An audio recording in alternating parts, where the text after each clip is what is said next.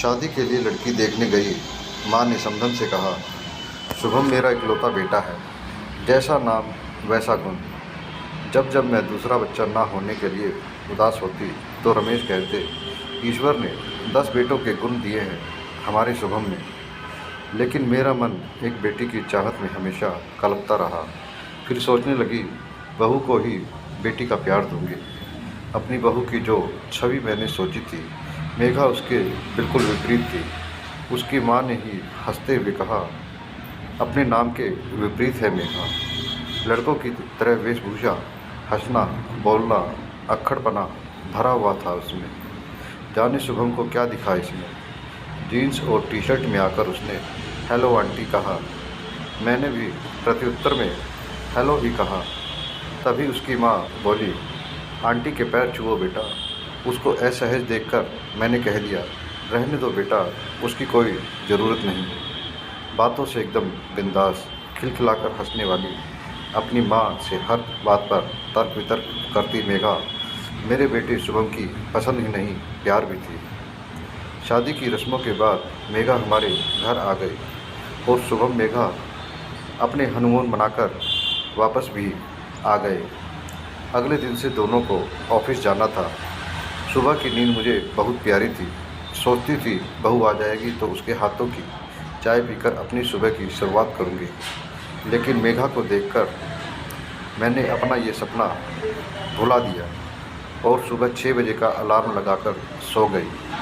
पूजा की घंटियां सुनकर मेरी नींद खुली। अभी 6 भी नहीं बजे थे। बाहर निकलकर देखा, मेघा आरती का थाल लिए पूरे घर में घूम रही थी। मुझे लगा मैं सपना देख रही हूँ। तब तक वो पास आकर बोली, मम्मा प्रसाद लीजिए। फ्रेश होकर बाथरूम से निकली तो मैडम चाय के 2 कप लिए हाजिर थी। चाय पीने के बाद बोली, मम्मा मुझे नाश्ते में बस सैंडविच और चिल्ला बनाना ही आता है। आप लोग नाश्ते में क्या खाते हैं? पीछे से शुभम आकर बोला, जो भी तुम बनाओ हम वही खाएंगे। शुभम ने मेरा हैरान चेहरा देखकर पूछा, क्या हुआ माँ, चाय पसंद नहीं आई? नहीं रे, इतनी चाय तो अच्छी चाय तो मैंने ही नहीं बनाई कभी।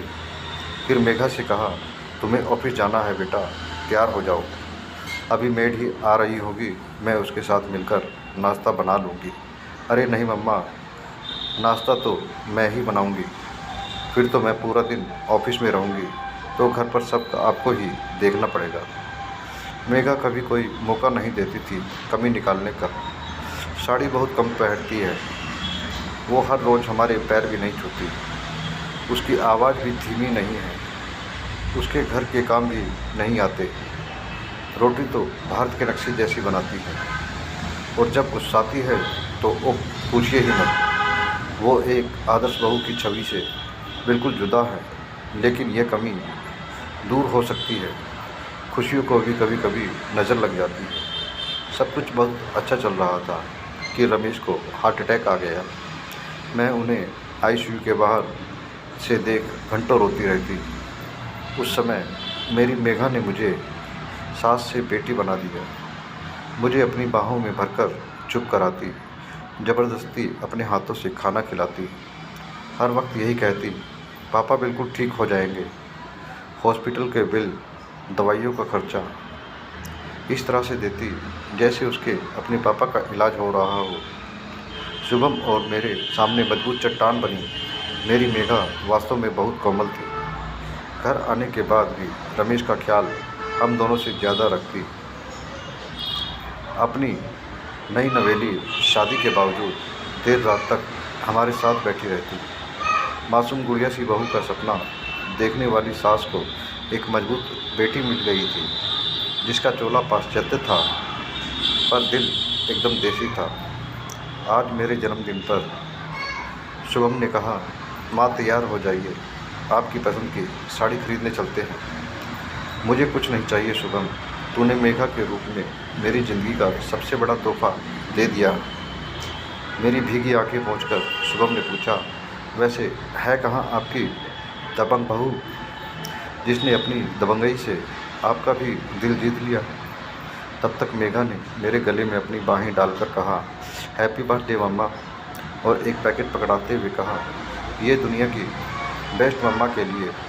पैकेट खोलकर देखा तो उसमें कांजीवरम की साड़ी थी, बिल्कुल वैसी ही जैसी मैं हमेशा से लेना चाहती थी। मेरे आश्चर्यचकित चेहरे को देखकर बोली, वो जब आप रेखा की तस्वीर गूगल पर सर्च कर घंटों देखती थी, तब मुझे समझ में आ गया था कि आप उन तस्वीरों में क्या देखती हैं। अपनी ज़ोरदार हंसी के साथ उसने फिर से मुझे गले लगा लिया। खुशी में बहते आंसुओं को पोंछकर उसने कहा, एक माँ के दिल की बात एक बेटी समझ ही जाती है ना मम्मा। हाँ मेरी बेटी मेघा। समाप्त।